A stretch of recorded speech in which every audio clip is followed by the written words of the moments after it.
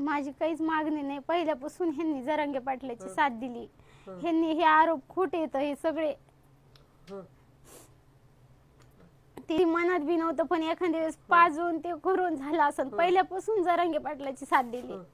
पहिल्यापासून एकदम बैलगाडी वडीत नेली. ह्यांनी कधीच साथ नाही सोडली. आम्ही जेलमध्ये होतो त्यावेळेस म्हणायचे जरांगे पाटलाला काही बोलू नका, काही बोलू नका. ह्या पिऊन पाजून त्यांची पिण्याचा ना त्यांना पाजून महिनाभर असं नुसतं दारू पाजित होते.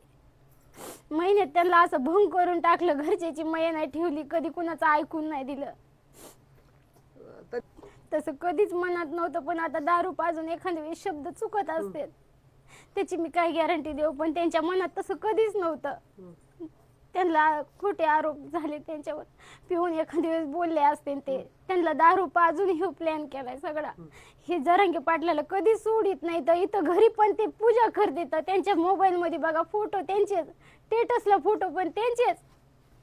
माझ्या मुलाला पण पाटलाचं नाद बघा. आमच्या कपाटाला पण फोटो त्यांचाच. सगळ्या जीवनात फोटो त्यांचा. पहिल्यापासूनचे मेन कार्यकर्ते हेच इथं. ह्यांचा प्लॅन केलाय. माझ्या नवऱ्याला ही शिक्षा आहे ही सगळी. आणि त्यांचं काही जर हे झालं तर आम्ही पण जगू शकणार नाहीत. आम्ही पण गळफास लावून मरणार इथं. मी माझा मुलगा दोघं पण आणि त्यांची आई पण मरत. आम्ही हे आमचं सिद्ध करत होतं. आणि आमच्या घरी रुपये पण आणलं नाही. आमचं घर बघा. मी रोज कष्ट करते, रोज मंजुरीला जाते. तर माझा आरोपच केलाय असं. ते सर्व त्याचं सर्व जरांगे पाटलाच आहे सगळं. सर्व ते जरांगे पाटला कोणच बोलवते तेव्हा असं कुणाचं हे करीत नाही.